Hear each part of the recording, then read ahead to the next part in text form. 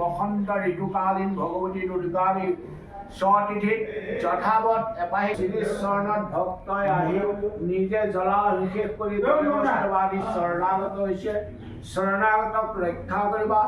অহা কাইলৈ যি ভোট আছে সেই ভোটত সমগ্ৰ যোৰহাট সংসদীয় সমষ্টিৰ জনগণক মোহিত কৰাই তেখেতৰ দলীয় প্ৰতীক জনগণক দৃষ্টি নিক্ষেপ কৰি ভোট প্ৰদান কৰাই মহামাতৃ দুৰ্গতিনাথিনীয়ে বিজয় সাব্যস্ত দি ৰাজসিংহাসন প্ৰাপ্তি কৰে।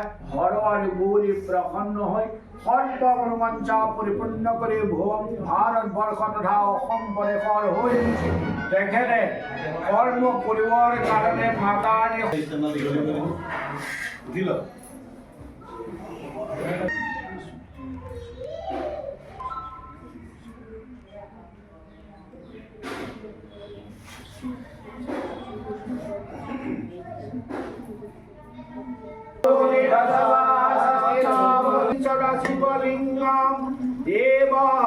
মন্দিৰত ফুল মন্দিৰত আহি আপুনি সেৱা জনালে, আশীষ গ্ৰহণ কৰিলে, কি ক'ব বিচাৰিব এই মুহূৰ্তত?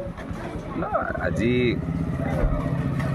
ইয়াত আহি প্ৰাৰ্থনা জ্ঞাপন কৰিছোঁ আৰু মনৰ ভিতৰত এটা কামনা লৈ ইয়াত আহিছোঁ। আৰু আজি দশমী আজি পূজাটো আজি তেওঁলোকে ইয়াত আয়োজন কৰিছে। যিসকল ইয়াত আহিছে সকলৰ মনৰ কামনা যে পূৰণ হওক, সেয়াই মই মোৰ ফালৰ পৰা মই ক'বলৈ বিচাৰোঁ।